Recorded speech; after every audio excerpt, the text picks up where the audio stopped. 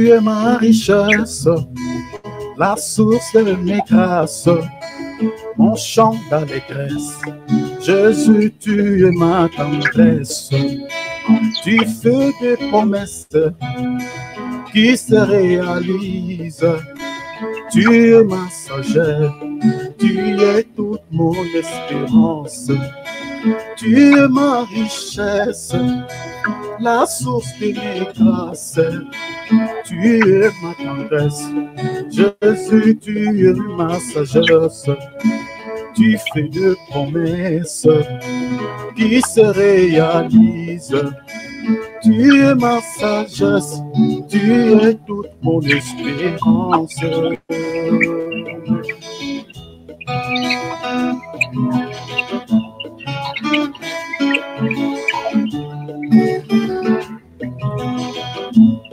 Tu déposes tes richesses dans mes mains, et contre moi, le diable se lève en vain. Les trésors tant recherchés par les humains, et pas ailleurs qu'entre tes mains. L'héritage que tu lèves au sein, c'est l'arbre des vies au milieu du jardin. Le vrai bonheur ne se trouve que sur ton chemin, et pas ailleurs qu'entre tes mains. Oh, tu es ma richesse, la source de mes grâces, mon chant d'allégresse. Jésus, tu es ma tendresse, tu fais des promesses qui se réalisent.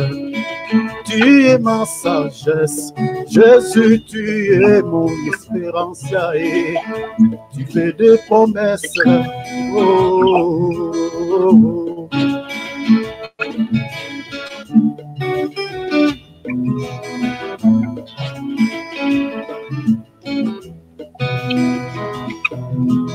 Merci papa, merci Seigneur, tu es ma richesse, merci Seigneur. Tu es ma richesse, la source de mes grâces, mon chant d'allégresse. Jésus, tu es ma tendresse, tu fais des promesses qui se réalisent.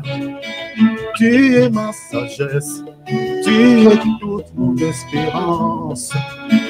Tu es ma richesse, la source de mes grâces, mon chant d'allégresse. Jésus, tu es ma tendresse, tu fais des promesses qui se réalisent. Tu es ma sagesse, tu es toute mon espérance. Tu es toute mon espérance. Tu es toute mon espérance. L'espérance qui s'allie, c'est toi. Tu es toute mon espérance, Seigneur Jésus-Christ. Tu es toute mon espérance. Tu es ma richesse, la source de mes grâces. Tu es ma tendresse, tu es toute mon espérance. Tu es ma richesse, la source de mes grâces, mon chant d'allégresse. Jésus, tu es ma tendresse, tu fais des promesses qui se réalisent. Tu es ma sagesse, tu es toute mon espérance. Oh, tu es toute mon espérance. Oh, tu es toute mon espérance, l'espérance qui s'allie. Tu es toute mon espérance. Gloire à Dieu. Glory to the Lord. Gloire à Dieu. Magnifique Dieu. Alléluia. Que le nom du Seigneur soit béni. May the name of the Lord be blessed. Voilà, prenons nos Bibles, mes frères et sœurs. Let's take our Bibles and notes. Voilà. Nous allons lire, nous sommes dans les livres d'Apocalypse, chapitre 6e. Ça, c'est notre texte de base. Let's take Revelation chapter 6. Voilà. Donc, comme vous le savez bien, je crois que par la grâce de Dieu, cette semaine, ce mois, nous allons faire tout pour pouvoir terminer ce chapitre sur les 7 sceaux du livre scellé d'Apocalypse. This month we'll finish the 7 seals from the Revelation book.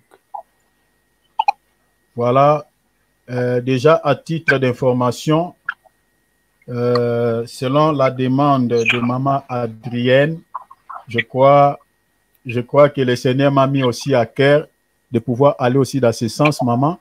Donc, nous allons partager, je crois, jeudi, samedi, sur la Pâque, comme les gens sont en train, entre guillemets, de célébrer la fête de Pâques. Donc, je crois que nous allons donner une lumière là-dessus pour pouvoir parler de ce sujet entre jeudi et vendredi. Amen. We will speak about Voilà. the Easter feast. OK. Donc, voilà, ça c'est à titre déjà d'information. Retenez cela. Jeudi, vendredi, c'est juste pour pouvoir parler de la Pâque. Donc, nous allons mettre une petite pause par rapport à notre sujet. Nous allons parler de ces 2 jours-là sur la Pâque. It will be on Thursday and Friday that we will discuss Et la the semaine d'après, subject. nous allons finir avec ces sujets. Même si ça ne termine pas, en tout cas, ce mois d'avril, nous allons mettre, je crois, bon, on ne finira pas aussi, nous allons mettre un point-virgule sur ce sujet, sur le 7 sceaux du livre scellé d'Apocalypse. Nous allons mettre un point-virgule ce mois ici. Okay. And next week we will finish the 7 seals. Bon, OK. Voilà. Donc, nous allons faire la lecture. Mon bien-aimé Cyril, aidez-moi avec ton micro. Il y a Je du t'ai bruit pas sur fait WhatsApp. de mal. Donc, aidez-moi pour que j'attends quand tu t'arrêtes. Aidez-moi, mon frère Cyril, s'il te plaît. Il y a un peu de bruit sur Voilà. WhatsApp, mon frère. OK. Voilà, je fais la lecture. Je suis dans Apocalypse chapitre 6. Nous allons lire à partir du verset, comme vous le savez bien, on va lire à partir du verset 12e jusqu'au verset 17. Let's take the verse 12 and verse 13. Je fais la lecture au nom précieux du Seigneur Jésus-Christ. In the name of Jesus. On va aller verset après verset comme d'habitude, mon cher frère. Okay. Je regardais quand il ouvrit le 6e sceau, il y eut un grand tremblement de terre. Le soleil devint noir comme un sac de crin. La lune entière devint comme du sang. I saw when the Lamb opened the 6th seal, and there was a great earthquake. The sun became as black as sackcloth made of goat's hair, and the full moon became like blood. Et les étoiles du ciel tombèrent sur la terre, comme lorsque un figuier secoué par un vent violent jette ses figues vertes. The stars of heaven fell to the earth like a fig tree drops unripe figs when shaken by a great wind. Le ciel se retira comme un livre qu'on roule, et toutes les montagnes et les îles furent remuées de leur place. Then heaven ripped apart like a scroll being rolled up, and every mountain and island was moved from their places. WhatsApp, s'il vous plaît, mettons nos micros en mode silencieux. OK. Voilà. Mettons nos micros en mode silencieux pour éviter quelques sifflements que je suis en train d'entendre là. OK. S'il vous plaît. Voilà. OK. Voilà. Voilà. Merci, Maman Diane. Voilà. Je suis dans le verset 15. les rois de la terre, les grands, les chefs militaires, les riches, les puissants, tous les esclaves et les hommes libres se cachèrent dans les cavernes et dans les rochers de montagne. Aujourd'hui, nous allons toucher sur ce point. Then the kings of the earth, and the great men, and the military commanders, and the rich, and the mighty, and everyone, slave and free, hid themselves in the caves and among the rocks of the mountains.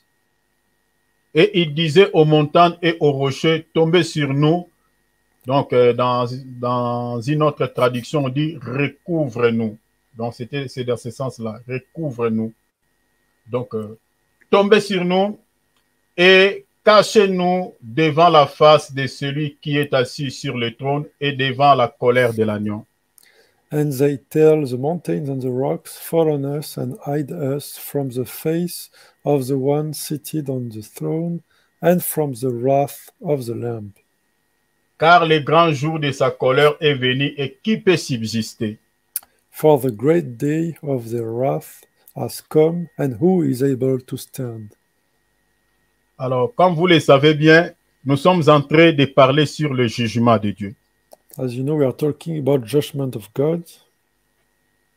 La fois passée, on avait dit que ce jugement va s'abattre sur l'Antichrist et sur tous ses collaborateurs.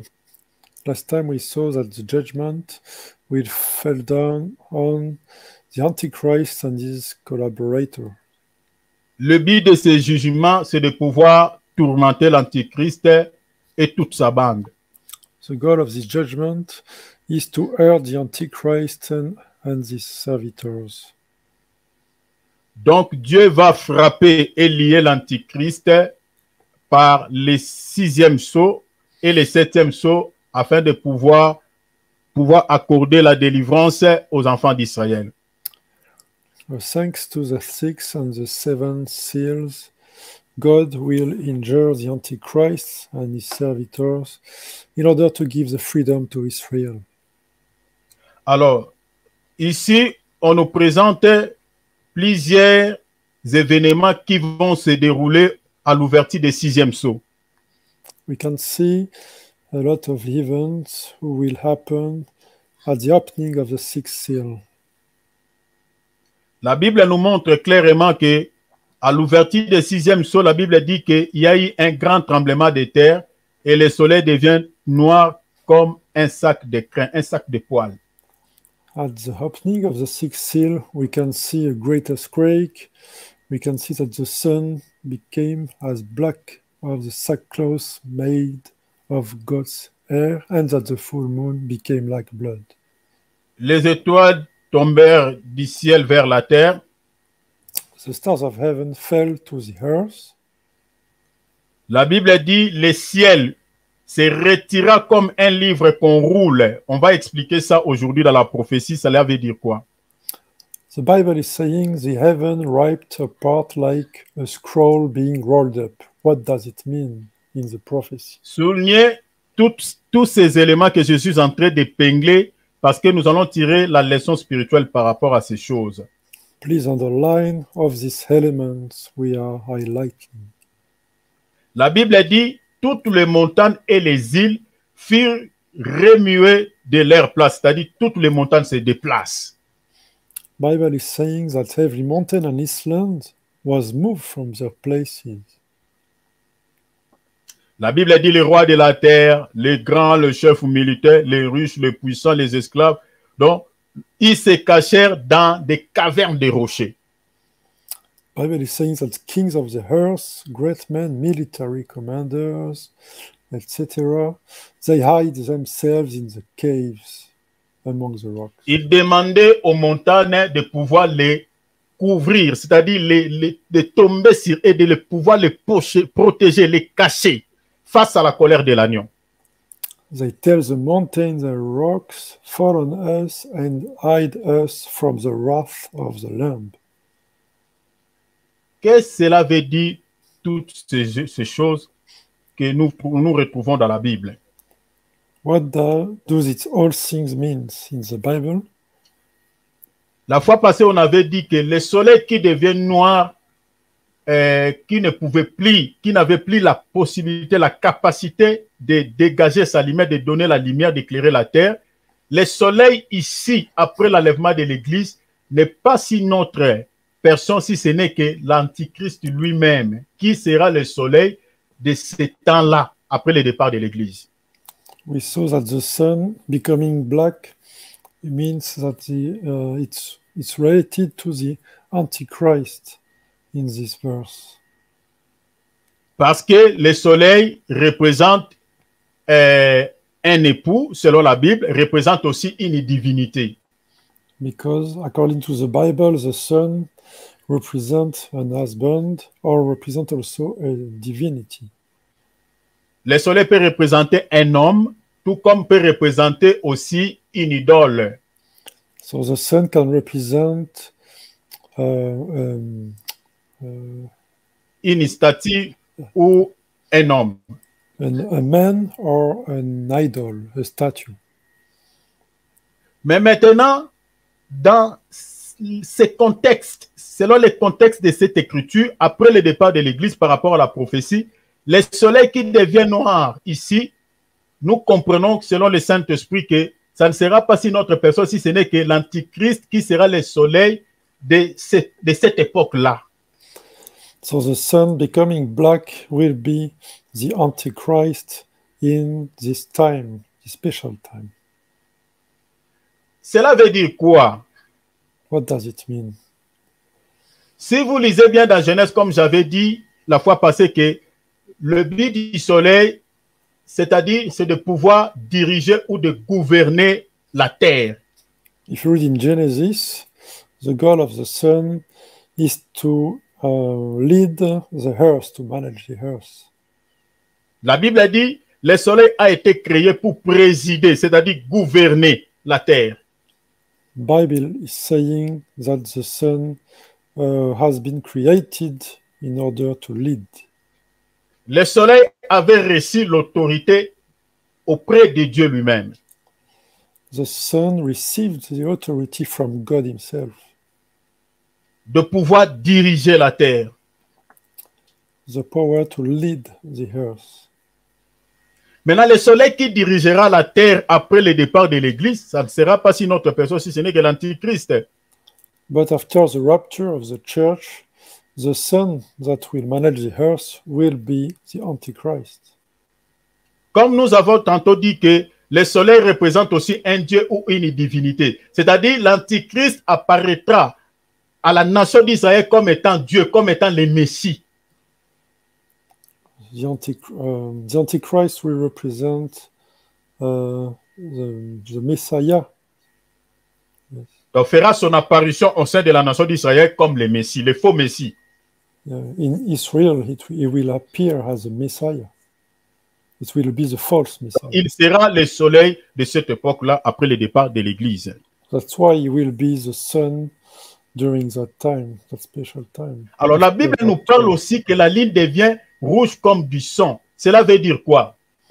The full became like blood. What does it mean? La ligne, selon la Bible, représente une femme. Selon Genèse chapitre 37. Vous pouvez lire le verset 8 ou 9 comme ça. According to Genesis chapter 37, the moon represents the wife. Or, si vous lisez dans la Bible, dans l'écriture de Naoum chapitre 3, verset 13, une femme représente aussi un peuple. According to Nahum chapter 3, verse 13, a wife also represents a people. Donc, vous comprenez que la ligne qui devient rouge, qui va devenir rouge à cette époque, donc, ça sera le peuple, c'est-à-dire, cela parle au fait du sang, le coulement du sang. Lorsque le Seigneur va frapper au 6e sceau, il y aura beaucoup de morts parce que la couleur rouge symbolise le sang ou la mort.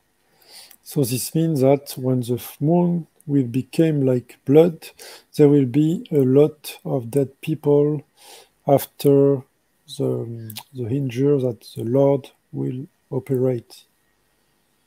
Ceux qui seront tués à l'ouverture du 6e sceau, ce n'est pas le peuple de Dieu, mais c'est tous ceux qui auront la marque de la bête et qui adoreront la bête, qui seront comme l'épouse de la bête. ce sont eux qui seront frappés à l'ouverture du sixième sceau par l'agneau. The one who will die will be the one who accepted the mark of the beast, so they will be injured by the Lord. La Bible dit encore que les étoiles tomberont du ciel vers la terre. Bible is also saying that the star of heaven will fall to the earth.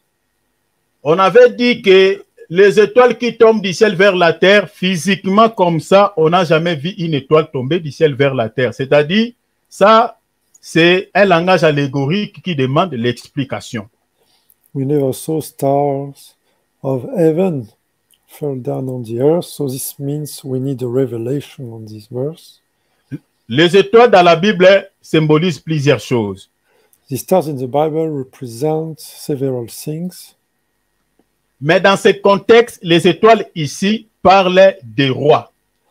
In this context, stars represent kings.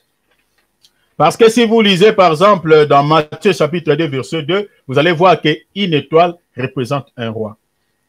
If you read Matthew chapter 2 verse 2, you can see that the star represents a king. Or que l'Antichrist ne travaillera pas seul, il travaillera avec 10 rois selon Apocalypse chapitre 17.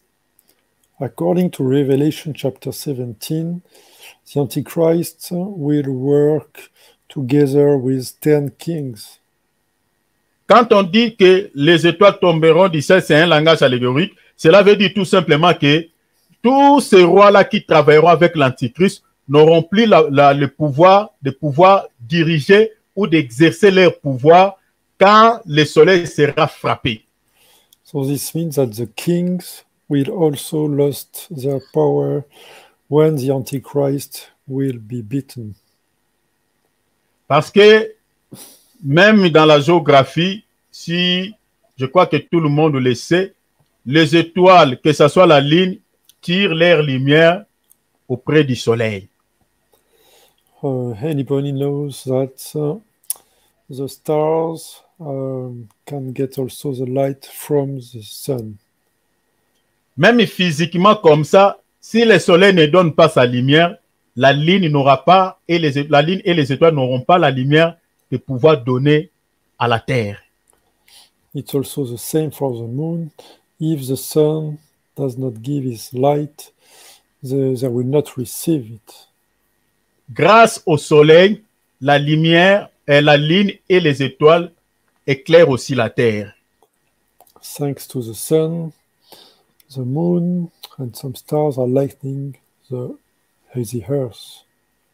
Alors, comme le soleil que nous sommes en train d'expliquer, l'Antichrist qui sera frappé à l'ouverture de ce septième sceau, la Bible dit, le soleil devient noir comme un sac de poils.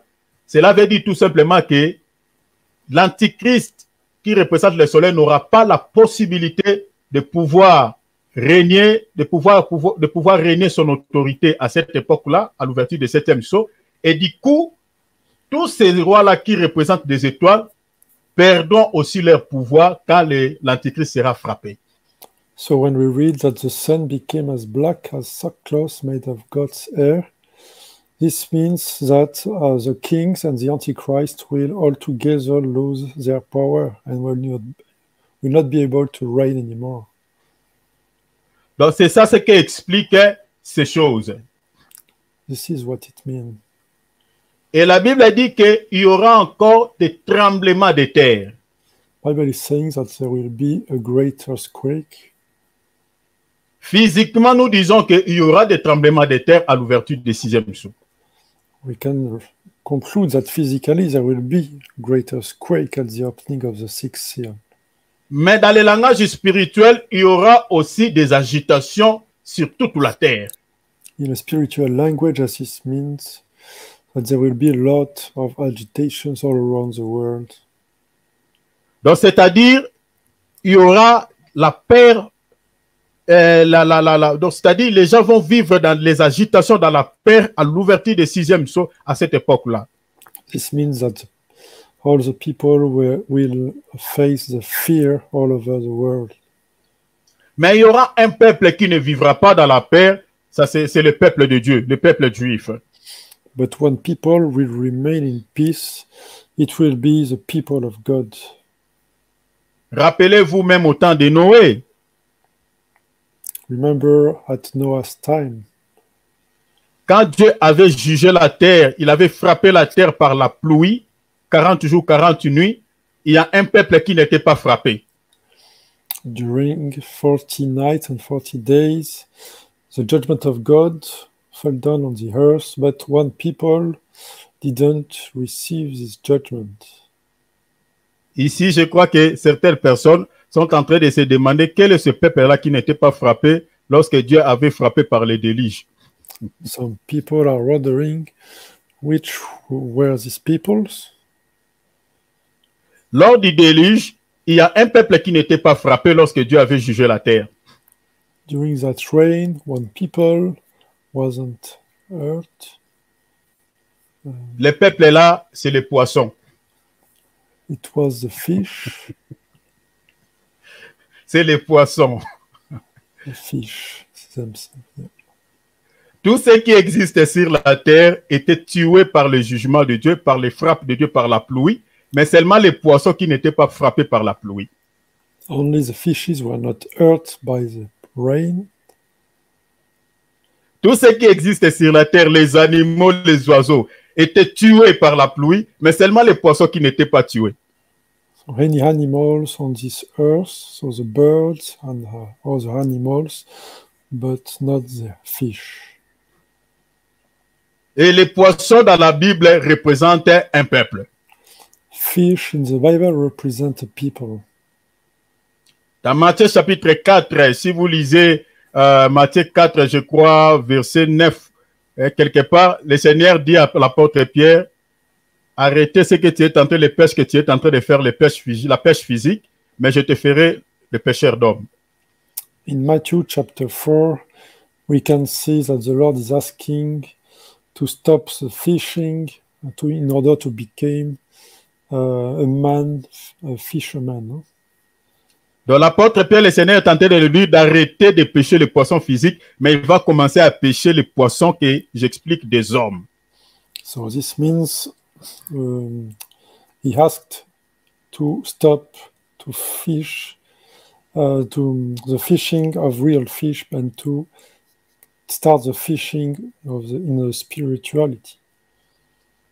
Donc, les poissons n'étaient pas frappés au jugement de Dieu et ces poissons-là représentent un peuple. C'est-à-dire, quand l'Église partira à l'enlèvement, représentera la portion de Dieu que j'explique, l'Israël.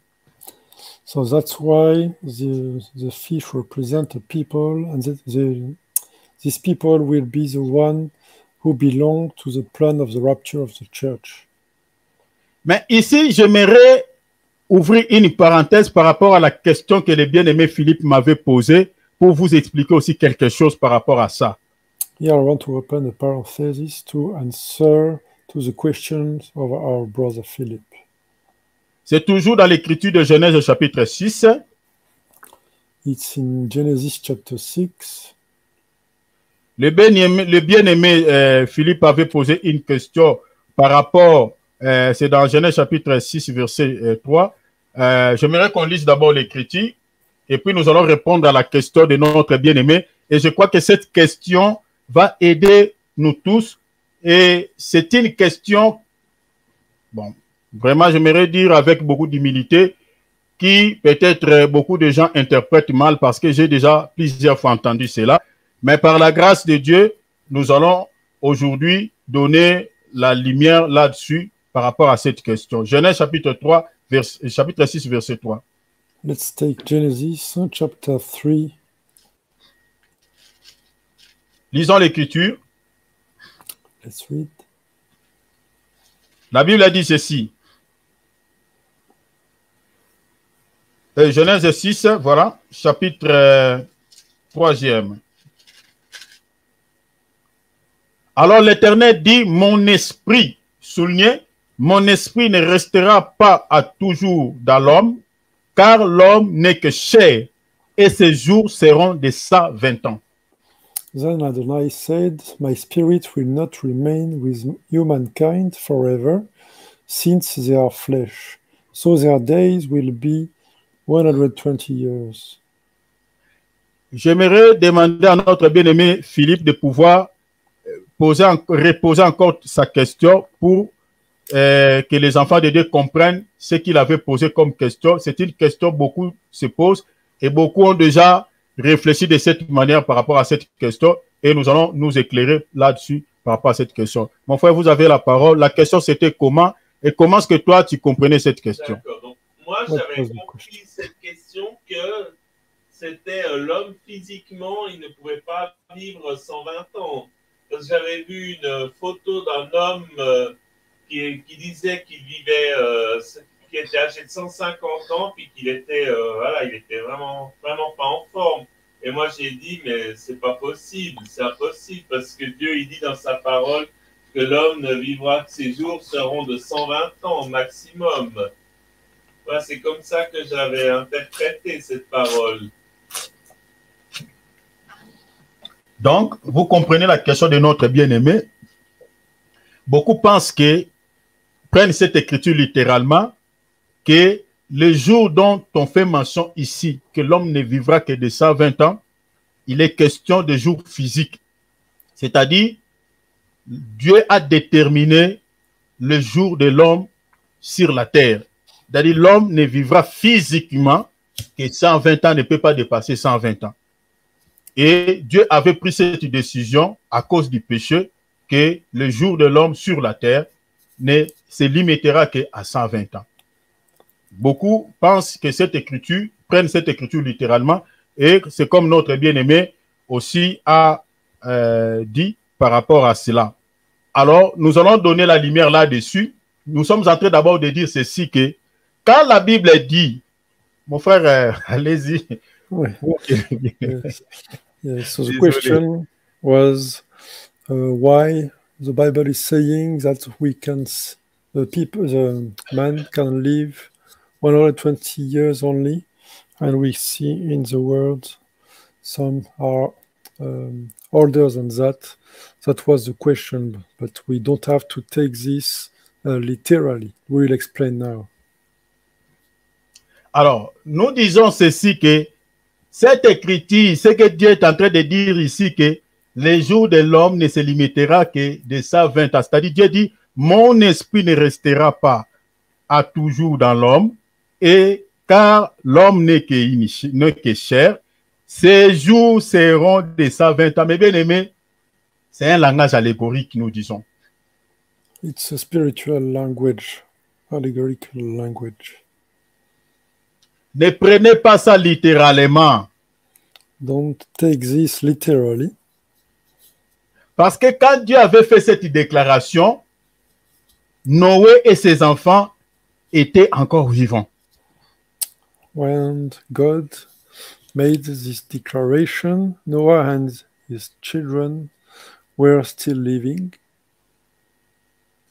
Et vous allez voir qu'après le déluge, Noé a vécu plusieurs années, c'est-à-dire plus de 120 ans. Je crois 800, 600, 800, quelque chose comme ça. And after the downfall, Noah lived a lot of years. It was more than 100 years. Il y a eu des gens après Noé qui ont vécu plusieurs années. And after Noah, it was the same for other people. Vous pouvez lire, il y a, je crois, je peux prendre une écriture même après les déluges. Vous allez voir, il y a des gens, vous pouvez lire déjà à partir après les déluges, vous allez voir qu'il y a eu des gens qui ont vécu plus de 120 ans. You can read this in the Bible that other people lived more than 120 years. Si seulement si que Dieu avait dit cela littéralement, mais Dieu ne peut pas se contredire. Comment se fait-il que les gens ont vécu plus de 120 ans après cette déclaration? So this is why we can have some doubts about that. Is God contradicting himself? C'est comme Dieu disait dans Genèse 3, 15, il dit celle-ci t'écrasera la tête et toi tu le blesseras les talons. Je mettrai une inimitié entre sa postérité et ta postérité. Si on lit littéralement, c'est comme si Dieu parlait d'Ève, alors qu'il n'était pas question d'Ève physique. It's like in Genesis chapter 3, verse 15, it was a prophecy talking about the church and not Eve. C'est pareil avec Genèse 4, quand Dieu dit que celui qui tuera Caïn, Caïn vengera 7 fois. It's the same in Genesis chapter 4, related to Cain and the one who will kill Cain. Dieu ne parlait pas de Caïn physique qui va venger 7 fois celui qui le tuera. God was not talking about the physical Cain. C'est comme Jésus à la festin des noces. Au festin des noces, Jésus était là et sa mère est venue lui demander, il dit, au fait, sa mère a envoyé des gens pour pouvoir lui demander que non, le vin est fini, demande-lui de pouvoir trouver une solution. Jésus va pouvoir dire à sa mère, femme, qu'y a-t-il entre moi et toi? Mon heure n'est pas encore venue. It's also the same during the wedding when Jesus turned water into wine and asked to his mother, why do you ask me this? My time has not come. Jésus va transformer l'eau en vin, mais si vous lisez bien les Écritures dans Jean 2, personne n'avait bu ce vin. If you read in John 2, Jesus turned the water into wine, but nobody drinks that wine. Donc, c'est-à-dire tout ce que Jésus était en train de dire et de faire, c'était par rapport à sa mort, parce que le vin dont Jésus parlait est l'eau que Jésus avait transformée en vin. Quand il disait à sa mère, mon heure n'est pas encore venue, Jésus parlait de sa mort. Le vin dont il parlait, il était question de son sang qui devait être versé pour l'humanité. And Jesus was talking about his blood on the cross for the mankind. La raison pour laquelle personne n'avait bu ce vin, parce que ce n'était pas encore le temps de pouvoir boire le vin que j'explique le sang de Jésus. That's why nobody drank that wine, because it was not the time of his death. Donc, il faut faire très... Je suis en train de dire tous les jours. Mais bien aimé, quand vous êtes en train de lire la Bible, vraiment, ça fait mal. Bon, le problème, c'est que... Je ne sais comment dire. Peut-être d'autres vont dire, bon, il est prétentieux. Bon, vraiment, bon, avec beaucoup d'humilité, il y a beaucoup qui interprètent la parole de Dieu littéralement. That's why you don't have to give the interpretation literally. L'apôtre Paul lui dit, nous employons un langage spirituel pour des choses spirituelles. Apostle Paul is saying that we are using a spiritual language for spiritual things.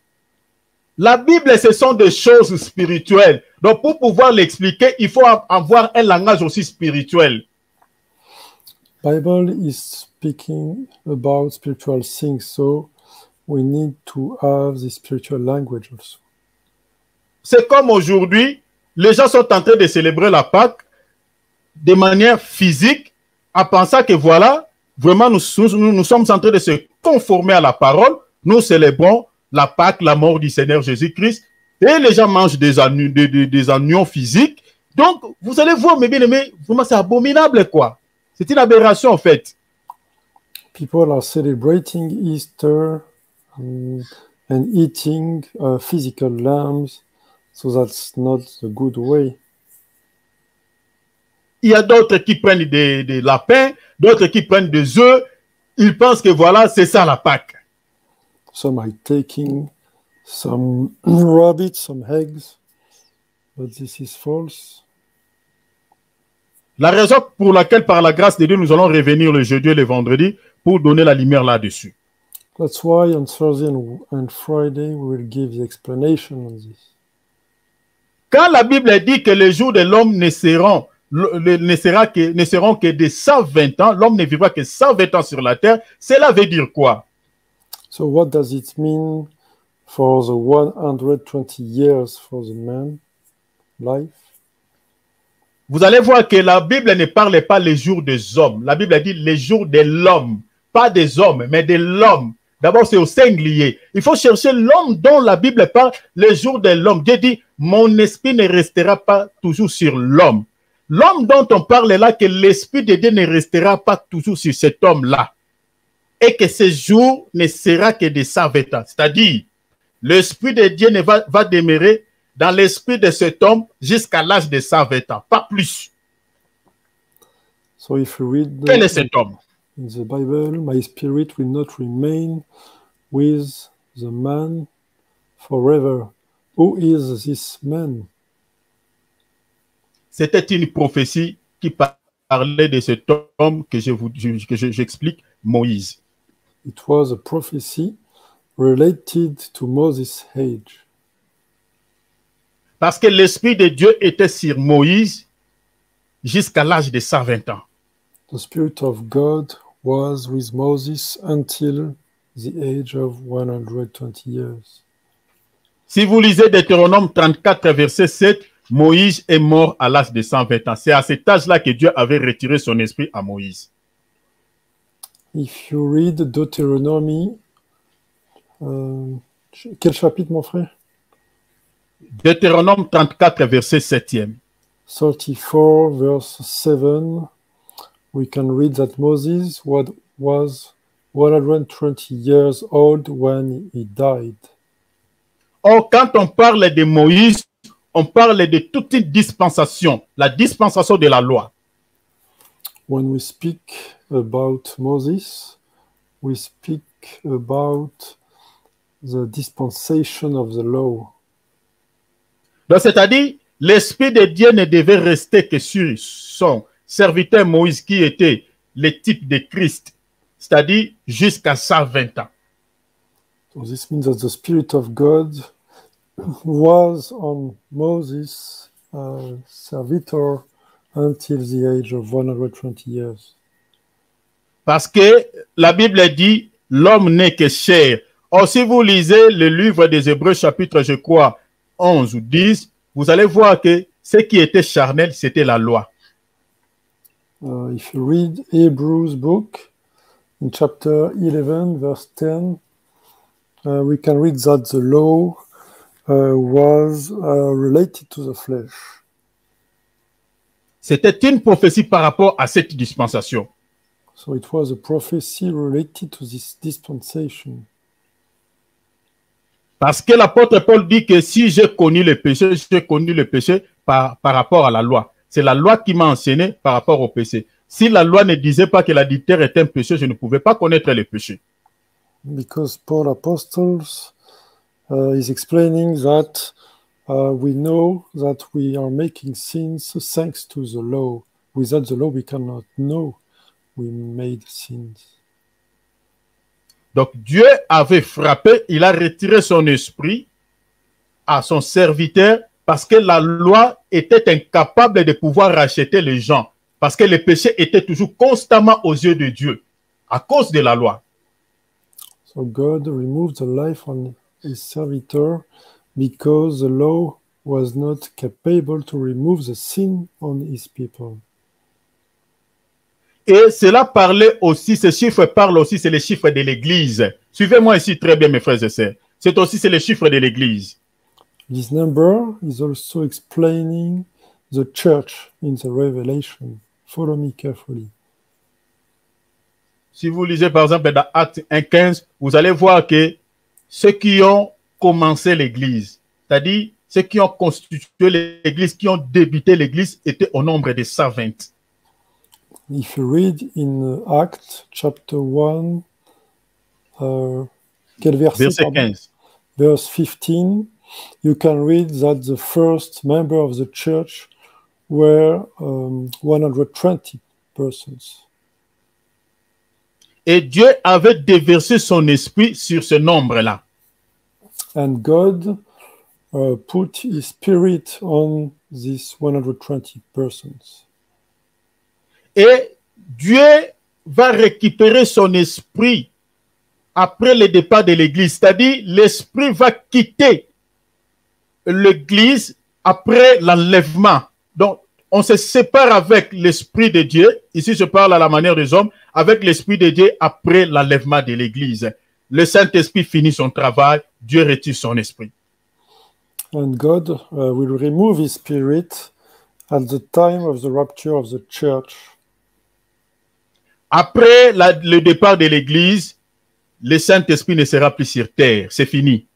Parce que l'Esprit était descendu sur 120 que j'explique, le chiffre de l'Église. After the rapture of the church, the Holy Spirit will not be present on this earth anymore, because même dans 2 Thessaloniciens chapitre 2 verset 7, la Bible dit il faut que celui qui les retienne ait disparu. Because the Holy Spirit came on these people, 120 persons.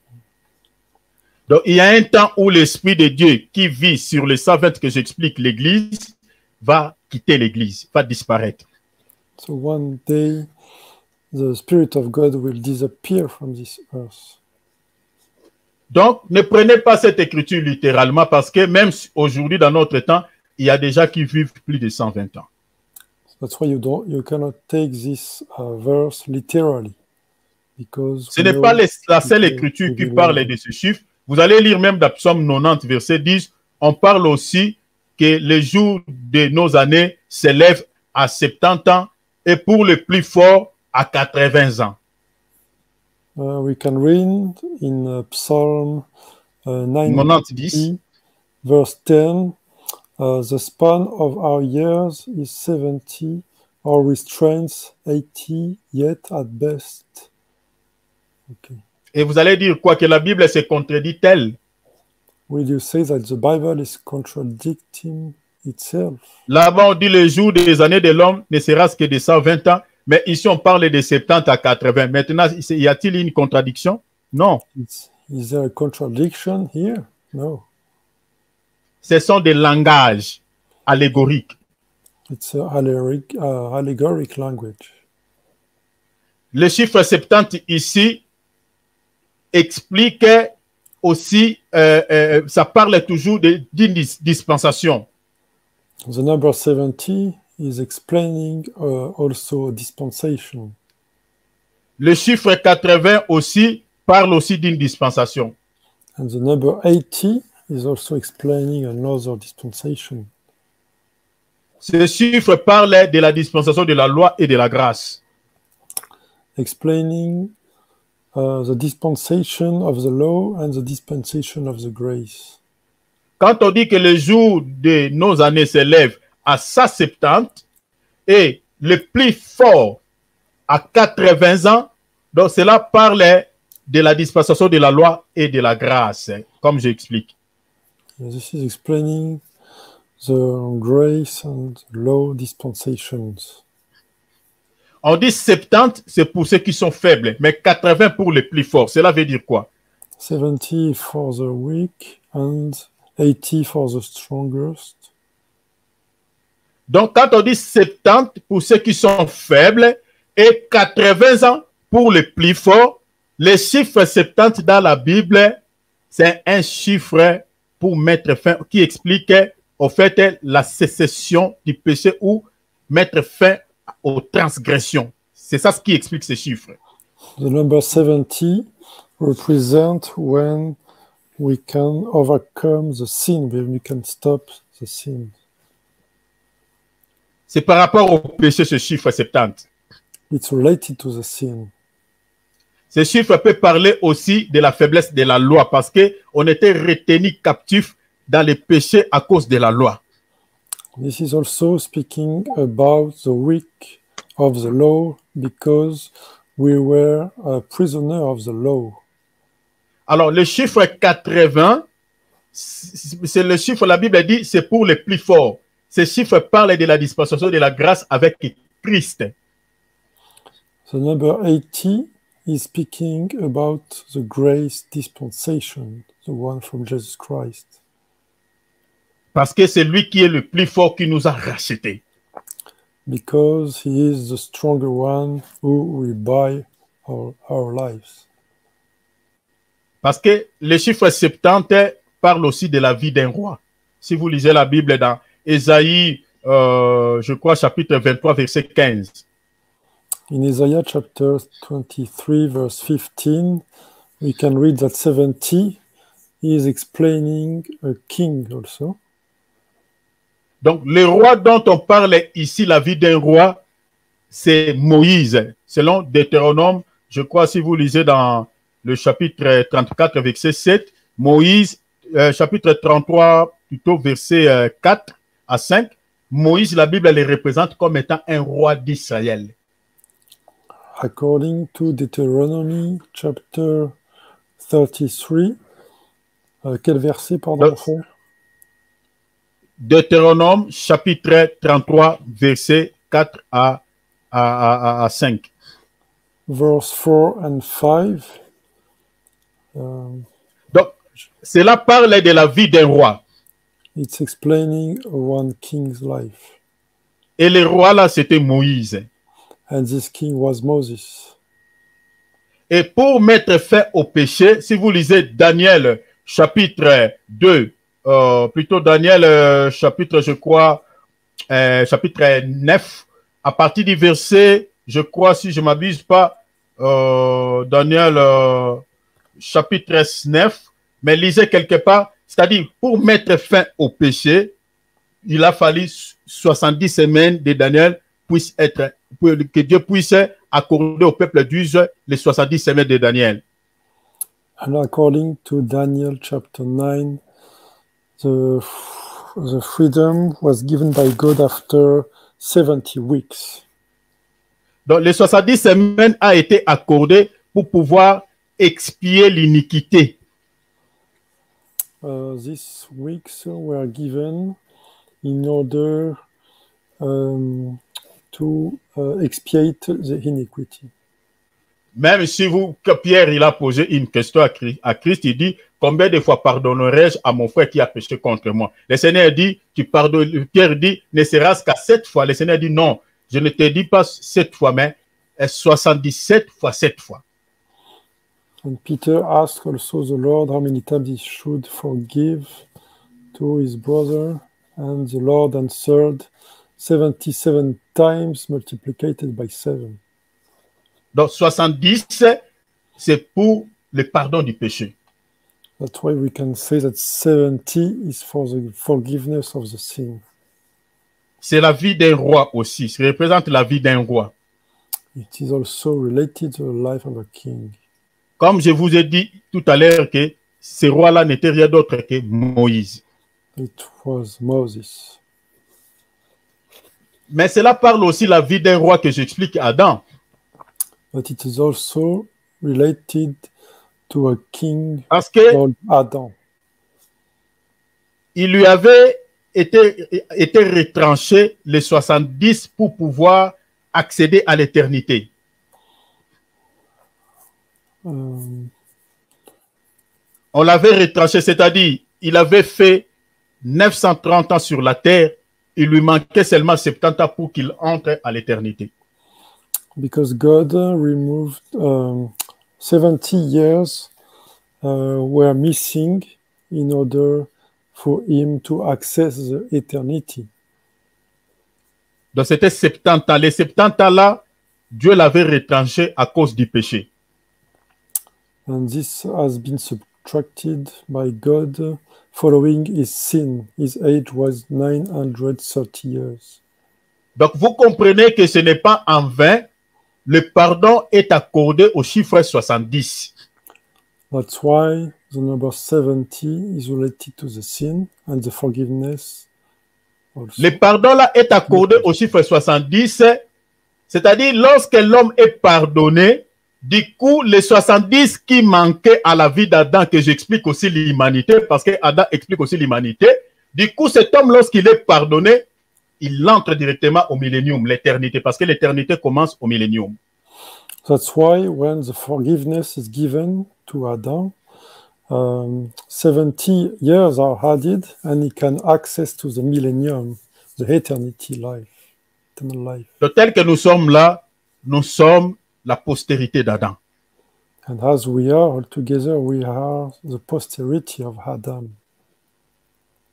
Donc aujourd'hui, nous sommes pardonnés de nos péchés et le Seigneur, les 70, les 70 qui manquaient à la vie de notre ancêtre Adam, que j'explique aujourd'hui, l'humanité qui représente l'humanité, le Seigneur nous l'a accordé et nous allons vivre les millénaires avec le Seigneur et puis nous allons entrer dans l'éternité à jamais. That's why the Lord will give us this, and we will be able to access to the eternal life. Donc vous comprenez, il faut faire très attention avec le chiffre. Donc quand la Bible parle des chiffres, mes bien-aimés, ne prenez pas les Écritures littéralement. Donc ici, j'ai pris tous ces exemples pour pouvoir éclairer les communs des mortels, mes bien-aimés, par rapport à ces choses. I explain all these things in order to give the light on these things.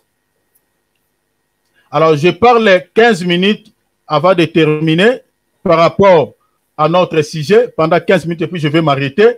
Donc, je suis en train de dire qu'il y aura des tremblements de terre après le départ de l'Église. Le Seigneur frappera l'Antichrist et toute sa suite.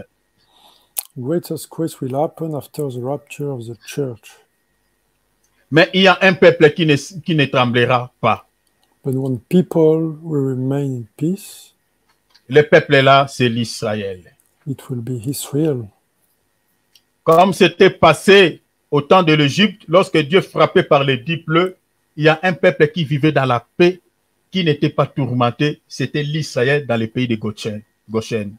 It was the same in Exodus book when God sent the 10 plagues against Egypt when people were in peace, Israel.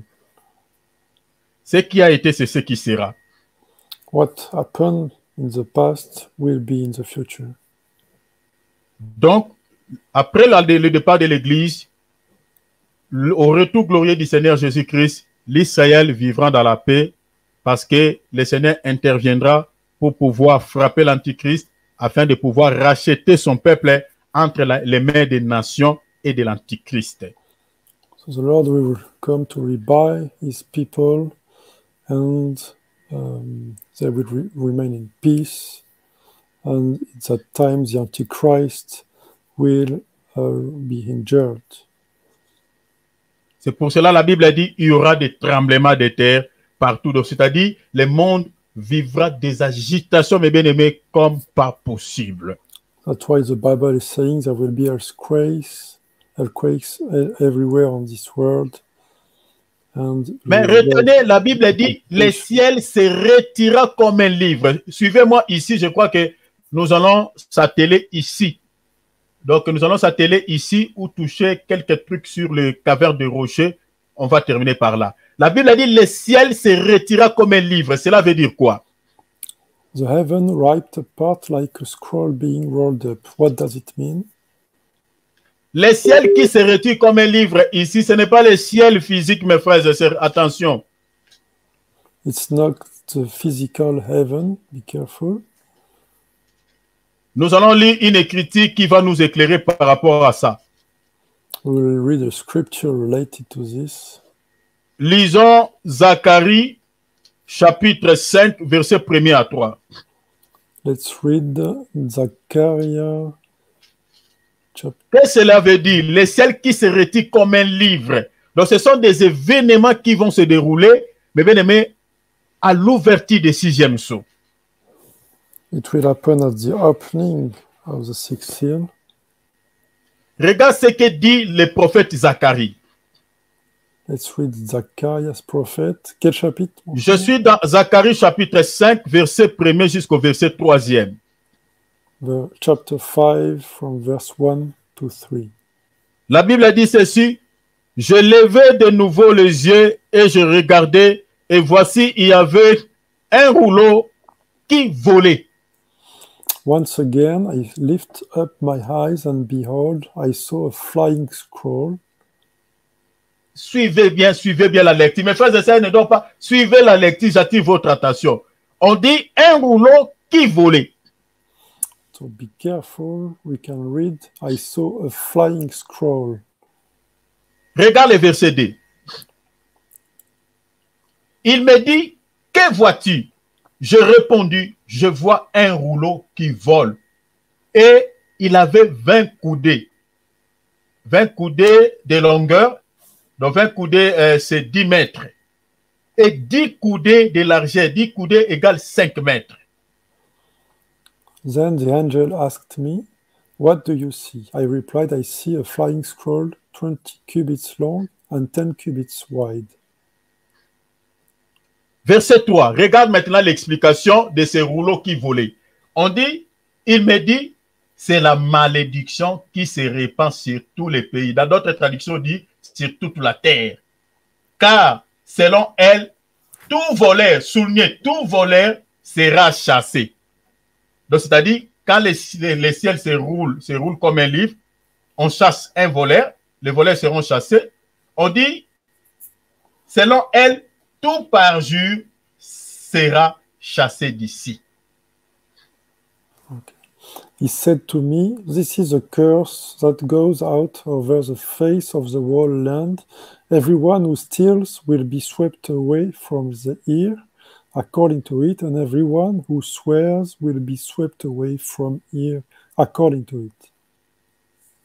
Donc, vous comprenez que, selon l'explication du prophète Zacharie, quand le ciel se roule comme un livre, cela veut dire tout simplement que Dieu est en train de déverser sa malédiction sur toute la terre. So when the heaven is ripped apart, a scroll being rolled up, this means that God is judging. Yes. Ici, la malédiction qui sera répandue sur toute la terre ici n'est rien d'autre que les 7 trompettes que nous allons lire, nous allons découvrir à l'ouverture des 7e sceaux. So a curse will be on the earth, and it is related to the 7, les 7, pardon. 7. Je suis en train de dire que à l'ouverture des 7e sceaux, la malédiction dont on fait mention ici, ce sera les 7 trompettes que Dieu va frapper la terre à l'ouverture des 7e sceaux. It will be the 7 trumps that will be at the opening of the 7th seal. Et la Bible dit que cette malédiction va pouvoir permettre de faire quoi? C'est-à-dire de chasser les voleurs. Or, les voleurs dont on fait mention ici n'est rien d'autre que l'antichrist qui sera le faux messie, c'est-à-dire qui prendra la place qui ne lui appartient pas, parce qu'il prendra la place de Christ. C'est ces voleurs-là qui sera chassé que j'explique l'antichrist. This curse will be sent in order to chase the antichrist, who is a robber. Et on dit, tout parjure sera chassé d'ici. Les parjures ici, ce sont des fausses confessions religieuses, c'est-à-dire des fausses confessions de foi, donc qui seront aussi frappées, chassées de la même manière que l'antichrist. Des fausses religions, des fausses confessions. We can read also, everyone who swears will be swept away. So this means that all the false religions will be injured seriously at that time. Donc, vous comprenez que quand on dit que le ciel se retire comme un livre, cela veut dire que c'est la malédiction de Dieu qui est en train d'être déversée sur les habitants de la terre de cette époque-là. So when we read that the heaven ripped apart like a scroll being rolled up, this means that the curse will be on this earth to injure the people on the earth. Et la Bible dit encore que c'est-à-dire tous les habitants de la terre vont se cacher dans des cavernes de rochers. Cela veut dire quoi? The Bible is saying that all the inhabitants of the earth will hide themselves in the caves and among the rocks of the mountains. What does it mean? Les rochers dans la Bible représentent un Dieu. Rock in the Bible represent God. Selon Deutéronome 32, verset 31, verset 37. According to Deuteronomy chapter 32, verse 27. Selon 1 Corinthiens chapitre 10, verset 4. And same for 1 Corinthians. Quel chapitre, mon frère? Deutéronome chapitre 32, verset 31,37. Et l'autre, mon frère? 1 Corinthiens 10, 4. 1 Corinthians chapter 10, verse 4. Donc, les rochers représentent de Dieu. Rock represent God. Représentent des divinités. Les divinités comme Yahweh, une divinité comme Yahweh, et représentent aussi des divinités païennes. Represent divinity as Yahweh or divinity, pagan's divinities. Même David, quand il fouillait Saül, David aussi pouvait aller se cacher dans des cavernes de rochers, selon 1 Samuel chapitre 22, verset 1er. According to 1 Samuel chapter... quel chapitre, mon frère? Pardon. 1 Samuel chapitre 22, verset 1er. Chapter 22, verse 1. David was hiding from Saul in caves. Même si vous lisez dans Juge chapitre 6, verset 2, l'Israël aussi, lors de la menace ou des attaques des Madianites, l'Israël aussi s'est caché dans des cavernes de rochers. According to Judge book, chapter 6, verse 2, we can see that Israel was hiding from Madianite people in caves. Or, dans Ésaïe chapitre 2, verset 10, l'Éternel Dieu se présente comme étant les rochers d'Israël. In Isaiah chapter 2, verse 10, we can read that God is presenting himself to Israel as rock. Et quand on dit que les gens de cette époque-là vont pouvoir se réfugier dans des cavernes de rochers, cela veut dire quoi? When we can read that people will hide themselves inside caves, what does it mean? Les cavernes de rochers qui va servir de protection de ces gens-là, d'abord dans la première dimension, représentent les systèmes ou les organisations des hommes. Caves and among rocks represent organization of the men.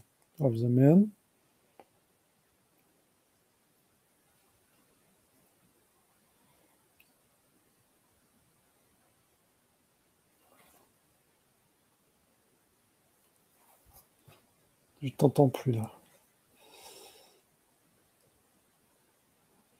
J'ai plus de son, mon frère.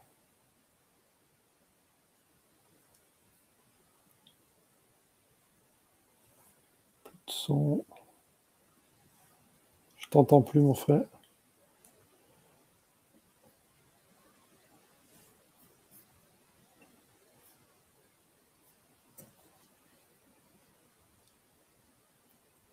Okay, I will continue on Zoom.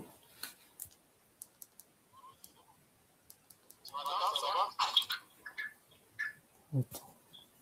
Je vais continuer avec Zoom.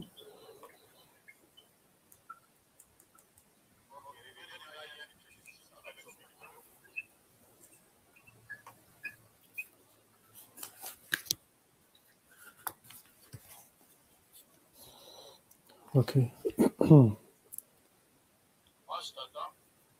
Oui, mais l'enregistrement, il n'y a plus de son, je pense.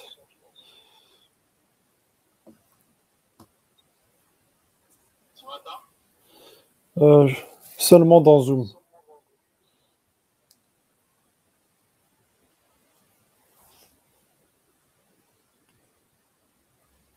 Seulement dans Zoom, mon frère. Je pense que l'enregistrement, il a perdu le son.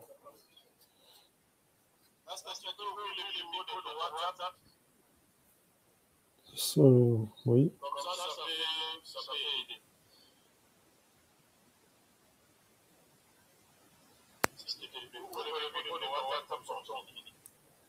Ok.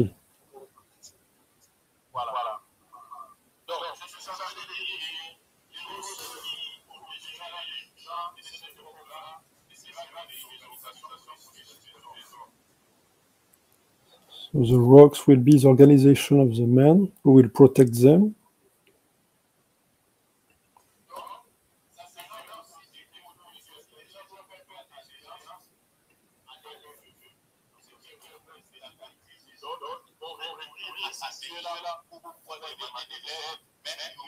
possibilité de pouvoir se protéger.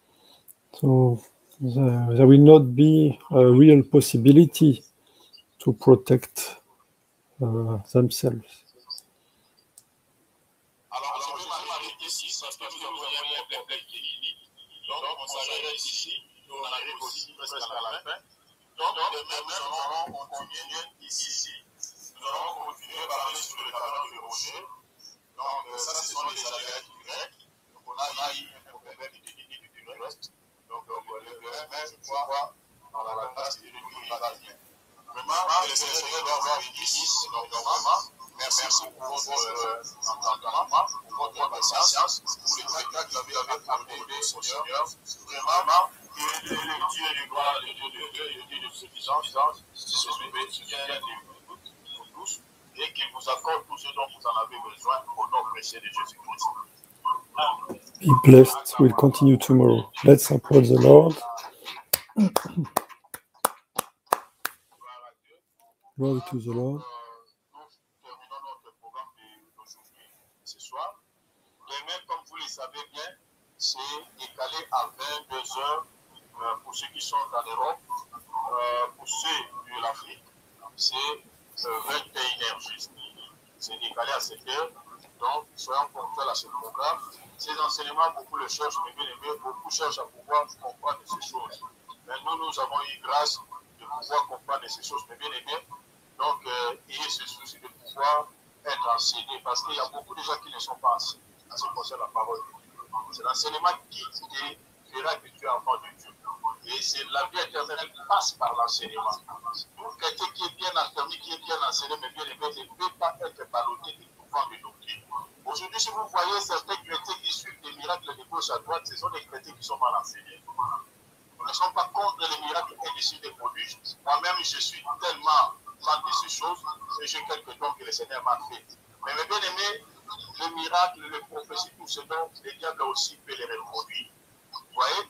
Donc tout ce que vous voyez là, ce n'est pas seulement forcément les miracles ou les signes et les prodiges qui viennent de Dieu, l'ennemi aussi se reproduisent. Donc il faut faire très attention. Et vous pouvez comprendre à des moments comme ceci, ceux qui sont faux et ceux qui sont vrais, c'est par rapport aux enseignements, par rapport à l'enseignement. La Bible dit le peuple périt par faute de connaissance. Le peuple ne meurt pas parce qu'ils n'ont pas prié. Le peuple ne meurt pas parce qu'ils n'ont pas réussi une prophétie ou parce qu'il n'est pas délivré. Mais faute de connaissance, la vie n'est pas donnée. Vous comprenez? Donc, il faut avoir ce souci d'avoir la connaissance de la parole. Jésus a dit même aux Juifs que vous sondez les Écritures parce que vous pensez de trouver en elle la vie. C'est elle qui rend témoignage de moi. Donc la vie passe par la connaissance des Écritures. Il faut avoir la soif de connaître. De prier beaucoup ne te sauvera pas. Donc, recevoir une prophétie ne te sauvera pas. Jésus a dit à certaines personnes, beaucoup diront, n'avons-nous pas prophétisé à ton nom? N'avons-nous pas fait des miracles à ton nom? Le Seigneur dit, je ne vous ai jamais voué. Donc vous comprenez qu'on n'est pas sauvé parce qu'on a reçu la prophétie, ou les noms de prophétie, parce qu'on a reçu un miracle. Mais on n'est pas sauvé par rapport à ça. Mais on est sauvé parce qu'on a reçu la connaissance parfaite du Fils de l'homme. Vous comprenez? Donc, ayons ce souci, les bien-aimés, de pouvoir être bien enseignés. Donc quand nous sommes en train d'enseigner, ayez vos calepins, ayez vos stylos à côté, votre Bible à côté, notez des points essentiels.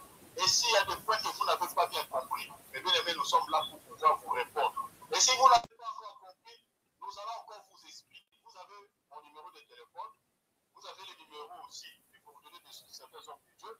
Vous pouvez nous contacter et poser vos questions par la petite grâce que le Seigneur nous a fait. Nous allons aussi vous répondre avec beaucoup d'humilité. Sinon, passons tous très très belle soirée.